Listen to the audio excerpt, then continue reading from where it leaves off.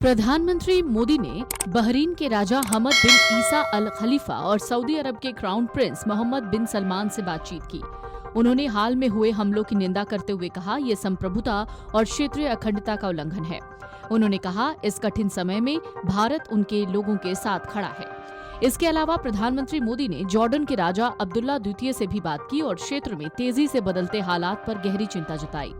Bahrain और Saudi अरब के नेताओं से बातचीत के दौरान पीएम मोदी ने कहा कि क्षेत्र में जल्द से जल्द शांति और स्थिरता बहाल होना काफी जरूरी है। उन्होंने इन मुश्किल हालात में वहां रह रहे भारतीय समुदायों का ख्याल रखने के लिए उनका धन्यवाद भी दिया। ये वार्ता ऐसे समय में हुई जब क्षेत्र में जारी संघर्ष ने कई देशों को प्रभावित किया है। अधिकारियों के मुताबिक पीएम मोदी ने दोनों नेताओं से बात करते हुए बहरीन और सऊदी अरब पर हालिया हमलों की कड़ी निंदा की। उन्होंने इन हमलों को इन देशों की संप्रभुता और क्षेत्रीय अखंडता का उल्लंघन बताते हुए अपनी गहरी चिंता जताई। पीएम मोदी ने दोनों देशों में रहने वाले भारतीय समुदाय के सदस्यों की सुरक्षा और कुशल मंगल के बारे में विस्तार से चर्चा की, क्योंकि हजारों भारतीय वहां काम करते हैं और वर्तमान तनाव से उनकी सुरक्षा को लेकर भारत सरकार विशेष सतर्कता बरते हुए है। ये बातचीत पश्चिम एशिया में अमेरिका और इजराइल की ओर से ईरान पर किए गए बड़े हमलों के बाद हुई, जिसमें अयातुल्ला अली खamenei की मौत हो गई।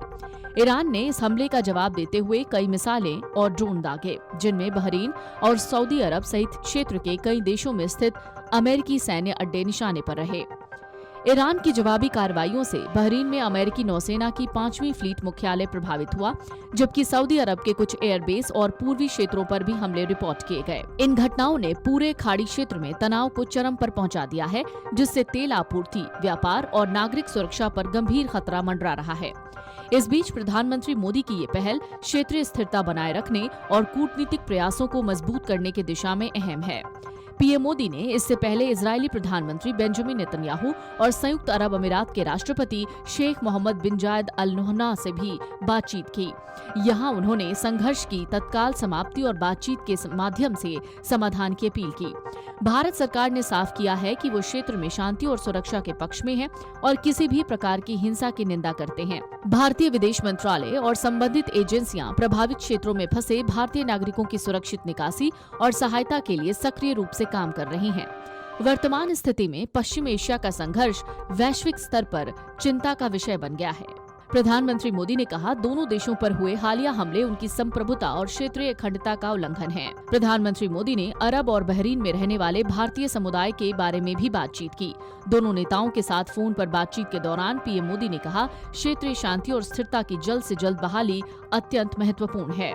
इस बीच प्रधानमंत्री मोदी ने एक्स पर पोस्ट करके कहा, सऊदी अरब के युवराज और प्रधानमंत्री मोहम्मद बिन सलमान के साथ पश्चिम एशिया के बदलते घटनाक्रम पर चर्चा की। भारत सऊदी अरब पर हाल ही में हुए हमलों की निंदा करता है, जो उसकी संप्रभुता और क्षेत्रीय अखंडता का उल्लंघन है। मैंने इस कठिन समय में भारतीय समुदाय की देखभाल करने के लिए उन्हें धन्यवाद दिया है।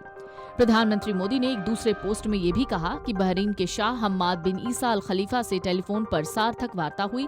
भारत बहरीन पर हुए हमलों की निंदा करता है और इस कठिन घड़ी में वहां के लोगों के साथ एकजुटता से खड़ा है।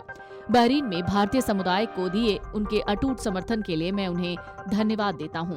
प्रधानमंत्री मोदी ने ट्वीट किया, जॉर्डन के king his majesty king Abdullah II से बात की, इलाके में बदलते हालात पर गहरी चिंता जताई। इससे पहले प्रधानमंत्री ने इजरायली प्रधानमंत्री बेंजामिन नेतन्याहू और संयुक्त अरब अमीरात के राष्ट्रपति शेख मोहम्मद बिन जायद से भी बातचीत की। Video desk amarujala.com।